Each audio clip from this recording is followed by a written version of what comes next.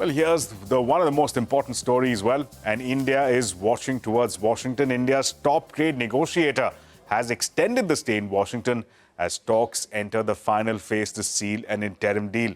Now, sources have told us that a stalemate still continues over agriculture and dairy sectors. The Trump administration is keen on maintaining 10% tariff rate with India, while the Indian government wants tariffs to be brought down to zero across several sectors. Parikshit Luthra is joining us now with more details on that. Parikshit, give us a sense at this point, what are the pain points and how close are we to a deal?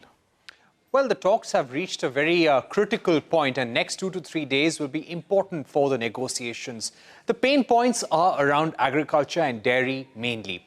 India has conveyed to the United States that these are red lines in negotiations. Agriculture is extremely important for India, and we have a very large farmer community, and most of the land holdings are extremely small. So it's extremely difficult for us to give market access in agriculture. We've not given it to any other country. Similarly, on dairy, we have our reservations and sensitivities, especially when it comes to US. In US, you have livestock that is fed with blood meal. Now, blood meal is a protein supplement which is given to cows. So this is not something that can be accepted in India. This is what we are trying to convey to the United States, that it cannot happen. And if you force us too much, we may just have to walk away. So currently there is a stalemate when it comes to negotiations in agriculture and dairy, because US wants far-reaching concessions all across the board. We're saying keep agriculture and dairy out. Let's have an interim deal for the moment. Yes, there are other issues in the form of steel tariffs. US wants to maintain a 26% tariff on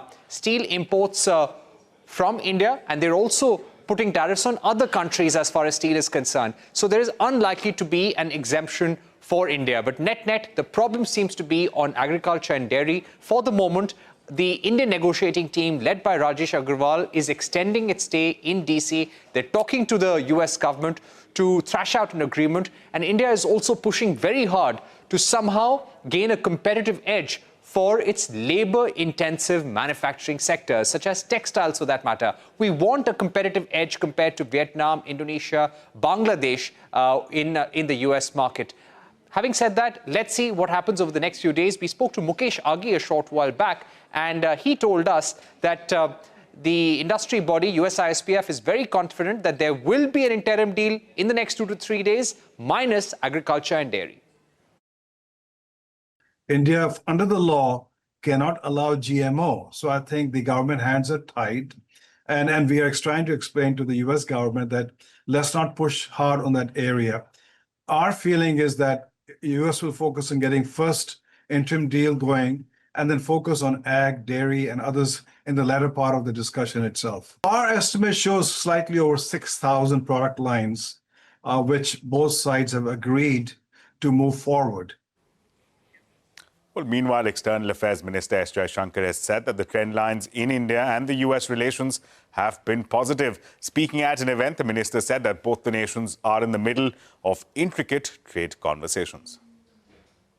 For the last 10 years, 11 years, if you look at the trend lines in India-US relations, I think the trend lines have been very positive.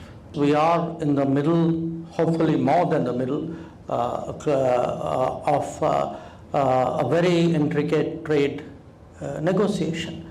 Obviously, my hope would be that we bring it to a successful conclusion. I cannot guarantee it because there's another party to that discussion.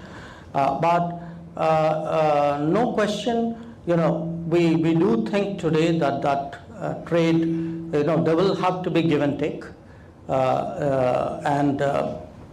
Just like the US or people in the US may have views about India, people in India have views about the US too. And we'll have to find a kind of a meeting ground. Well, US President